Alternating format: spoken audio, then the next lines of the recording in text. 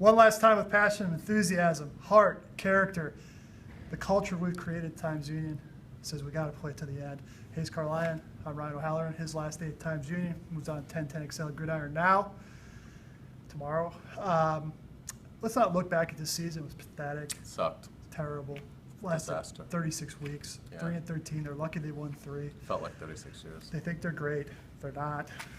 They stink.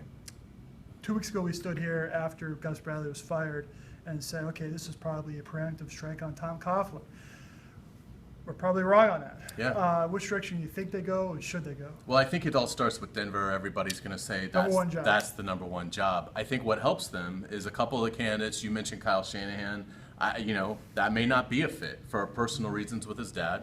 And Josh McDaniels obviously is not going to be the next Denver coach. So I think that sort of helps the Jaguars a little bit. Obviously you're going to see the Mike Smith. I still think it needs to be offensive oriented and not a first-time head coach if they can avoid it. You mentioned Mike Smith. I thought his name would be out there already today since he's available to talk to. But maybe it's what we thought about Mike is that he's the guy they circle back to, but you haven't seen his name connected with anybody. As far as this job, I put it ahead of San Diego. That's toxic. Buffalo's toxic. Seems like they've settled on Anthony Lynn and Gus Bradley. San Francisco's a horror show. San Francisco's terrible. So you throw it in the mixer here. I think the decision these guys are going to have to make is, do they take a job just to take a job, or do they sit out this cycle? You're taking a risk there because the wild card right now, the Colts, as of noon on Monday, haven't done anything to me that would jump to the top. Yes. So that means a quarter of the league's jobs will be open. So if you're a Jaguar fan, you want Pagano to not get fired today. Yeah. So because then they'll have people calling Jim Irsay. As far as I wrote in Monday's paper that Kyle Shanahan's going to be the choice. I said all along they're going to come up empty on guys with head coaching experience that they feel is a fit. Kyle has a lot of experience, so I was glad they are going to interview him because it seems like maybe a seldom right and not wrong again type of thing. But let's wrap this up.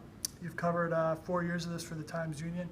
What stood out about the experience behind the scenes? Yeah, it is a good organization to cover in a sense. But yeah, I mean, it was a struggle. The first year was the best because they were sort of building and they won 4 of their last 8, and you could see that. Just never got to where they wanted, not even close. But it's been a pleasure working with you. Learned a lot, and the Times Union readership is in good hands because you still have the best guy in this city covering your team. Hey, thanks. Best road trip story? It's got to be Gene driving with the parking or the hazards. The turn signal. Yeah, the hazards on. It was in Baltimore. Yeah, for like 8 miles. Yeah, we pull out. It's already dark. I'm driving. He's riding shotgun. When you see this car, I'm like, who's that guy? It's got to be Gene. It's got to be Gene. So I weaved through traffic trying to get him, and there he is. But Gene also on the San Mateo Bridge was pretty funny. Yeah, in San Francisco that first year. So you'll be hearing Hayes on 10:10 a.m.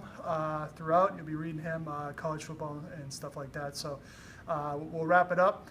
The next time we could talk, and maybe a little Facebook Live from my house, but also when they finally make a hire. So for Hayes Carlyon, I'm Ryan O'Halloran. Thanks as always to Philip Howman behind the camera, Jacksonville.com.